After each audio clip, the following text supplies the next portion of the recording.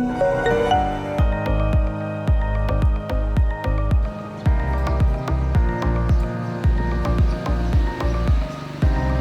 ္ဂလာပါဘူး โอเคဒါအိမ်ခဏပြန်အောင် ဟုတ်အိမ်အလဲပြန်ရောက်နေအောင် ဟုတ်အိမ်လေးကိုလိုက်ကြပါဦး ဟုတ်စုတစိမ့်တွေရှိတယ်လိုက်ပြတယ်ဟုတ်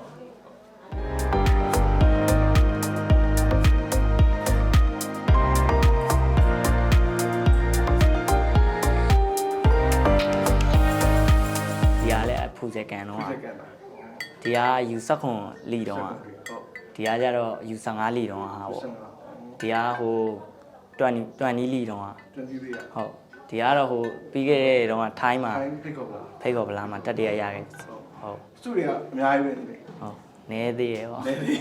အကောင်းဆုံးသားသမားစုတယ်အသင်းလိုက်ရရှိခြင်းစုတယ်အခုလောလောဆယ် Asian ကယူပြီးတော့ကမ္ဘာဗလားဝင်ရအောင်ပြောနေပါရဲ့အဖေအများကြီးဝမ်းသာနေနောက်ပြီးတော့တားတယောက်တည်းဆိုအဖေနဲ့ဟောညင်းခုံရင်းနဲ့ဖေးရမှန်ဖန်ဆိုတော့မှန်နဲ့ချက်စီးနဲ့တွေ့အမြဲညင်းနေအဲ့ဒီကဝါသနာပါဒီလက်ချက်စီးပါဟုတ်ဘူးစင်းနဲ့တော့မဆက်တော့ဘူးဗျအဲ့လိုအကိုတွေနဲ့အပျော်တန်းကန်ရင်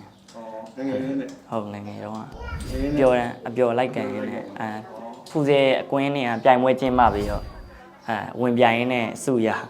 ဟုတ်ကွင်းကြီးကငယ်တွေကကွင်းကြီးကစားလေဖူးစဲကြတော့ဒီတိုင်းအပျော်ပဲကစားဟုတ်လိုင်းသားမှာပဲလိုင်းသားမှာပဲအဖေနဲ့ဟောညင်းခုံရင်းနဲ့ဖေးရမှန်ဖန်ဆိုတော့မှန်နဲ့ချက်စီးနဲ့တွေ့အမြဲညင်းနေအဲ့ဒီကဝါသနာပါဒီလက်ချက်စီးပါဟုတ်ချက်စီးရအရင်ဟာဇက်ပေါ့ဟာဇက်အခုကအိုင်နောပလေယာဆိုရင်တော့နေမှာပေါ့ဒီဘေးကအုပ်နေရရှိရတယ်ငယ်တော့ကဘယ်ဩညာကိုကန်ပြီးတော့ကျင့်အကူကတေချာတင်ပေးတယ်ဘယ်တစ်ချောင်းနဲ့ညာတစ်ပတ်တန်တော့ဘယ်မကန်စုတယ်ဘယ်နဲ့မကန်လို့ဆိုပြီးစုတယ်မြင်ဟုတ်ဒါဆိုတော့ကိုကလက်ဦးဆရာပေါ့ဟုတ်4ယောက်ရှိရ4ယောက်ရှိရဟုတ်အခုကအဖေနဲ့အမနဲ့ကဈေးသွားရောင်းအောက်မှာညီလေးအောက်မှာအငယ်တယောက်ရှိငယ်တယောက်ဟုတ်အကူကအကူကဒီတိုင်းဆက်ရလို့ပေါ့အကူမရှိဘူးတာမှာဟုတ်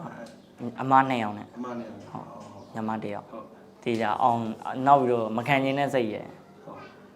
နောက်ပြီးအောင်ကျင်တော့ဆိုဒီခြေစပွဲအောင်ကျင်တော့တေးကြကစားသမားတွေကိုလည်းတွန်းတိုက်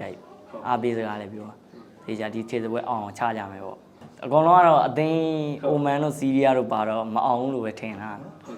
ပေမဲ့ကျွန်တော်ကအသင်းကိုယုံတယ်လေအသင်းကကစားသမားကြီးကစီးကန်းလည်းရှိရနောက်ပြီးတော့ပြောရတဲ့အတိုင်းလည်းလိုက်ကစားနိုင်နီးပြကြီးပြောရဲစကားလည်းနားထောင်အဲ့တော့ကျွန်တော်အသင်းသားတွေအကုန်ယုံပြီးသားတယ်အဲ့ကြောင့်အကုန်လုံးတူတူ fight ရမယ်ပေါ့အောင်မြင်အောင် fight ရမယ်ပေါ့ကျွန်တော်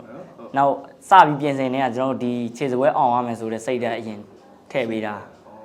ကျွန်တော်လက်ဘက်ဆော့လက်ဘက်ရဲ့အရင်ကလည်းအဲ့နေရာပဲဆော့တာမဟုတ်ဘူးကျွန်တော်အရင်ကရှေ့တန်းဆော့ရှေ့တန်းဆော့တာဟုတ်အဲ့ကြောင့်မို့ဂိုးတွေခဏခဏတွန်းနိုင်နေတာဟုတ်လက်ဝင်းဆော့တာအရင်ကကျွန်တော်လက်ဝင်းဆော့တာဟုတ်နောက်ပိုင်းကျတော့ဘယ်လိုနောက်ပိုင်းကျဟိုအရင်16ရွေးလဲရွေးရောကျွန်တော်နီးပြ right back မှာတင်းတော်မယ်ထင်လို့ချပြီးတော့ right back နဲ့ရွေးခိုင်းတာရွေးနဲ့နောက်ပြီးတော့ဘယ်ရောညာအတန်တော့လက်ဘက်ကိုစမ်းကစားရင်းနဲ့အဲ့လိုလက်ဘက်မှာပဲကစားပြတော့အခုရောအဲ့နေရာအကြိုက်ဆုံးဖြစ်သွားတယ်လက်ဝင်ကစားခြင်းဟုတ်ဂိုးသွင်းနေတဲ့စိတ်ကအတင်းနိုင်ရမယ်ဆိုတဲ့စိတ်ကပို့ပြီးတော့ပါဗျကျွန်တော်ဂိုးသွင်းမှနိုင်တာမဟုတ်ဘူးလေအတင်းကဘယ်သူပဲဂိုးသွင်းအတင်းနိုင်မှုကအဓိကဆို14ရက်နေ့ထိနားမှာဆိုအိမ်မှာအေးစေးနားအေးစေးဟုတ်တငယ်ချင်းတွေလာရင်ညဘက်ကျရင်တော့ဂီတာတွေပါလာတီးကြတငယ်ချင်းတွေအခုတော့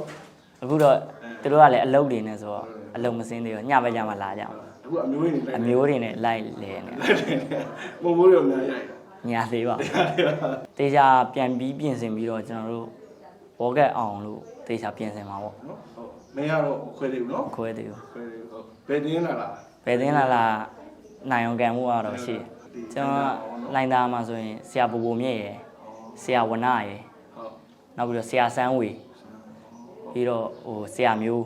ပြောနေမှာပါသူတို့လည်းသူတို့ရဲ့တပည့်ရင်းဆိုတော့သူတို့လည်းမတွေ့ဖြစ်သေးလို့လေမတွေ့ဖြစ်သေးဘူးဟုတ်ဆရာကြီးတော့သွားမှာပွဲတော့လာအားပေးပါလေဟုတ်လားဩဆရာကြီးလည်းလာကြည့်ကြပါလာကြည့်ကြတယ်ဟုတ်ခြေစပွဲအောင်လာရဲ့နောက်ပြီးတော့အသင်းကတရေကြအောင်လို့နိုင်နေလို့လေဝမ်းနေရောအဓိကသားတို့စိတ်ထားကောင်းအောင်ထားဖို့ပဲအရင်မှာညဘက်တန်းစီတိုင်းဆိုစစပြောရင်စိတ်ကောင်းထားအောင်ထားပြီးရင်စီးကန်းတကြနေပေါ့ အဲ့လိုစီကံတကြနဲ့စနစ်တကြအပြင်ကွင်းတွင်ရောကွင်းမြင်ရောစီကံရှိနေဖို့တေချာဆုံးမှာ ဟုတ်ကဲ့ နီးပြကောင်းတယောက်ပေါ့နော်ပြောရတယ်တော်တော်လေးကစားသမားတွေရဲ့စိတ်ကိုနားလည်ပေးရတယ် ဟုတ်ကဲ့ လူငယ်ဆိုတော့ fees တိုင်းပေါ့ပျော်ပျော်ပါပေါ့ဒါပေမဲ့ပေါ့တော့မနေခိုင်းဘူးနော်အရေးပါငယ်ငယ်လေးတွေကဘောလုံးမကန်ခင်နဲ့ဘောလုံးမတက်ခင်နဲ့ကျွန်တော်ဝါသနာပါတော့သူကိုယ်တိုင်ဆိုင်ငယ်နဲ့လိုက်ကွင်းထဲကိုလိုက်ပို့ပြီးတော့ဟိုပြေးခိုင်းဒီပြေးခိုင်းထွင်ရီလောက်ပြီးအဲ့လို အခုဒါ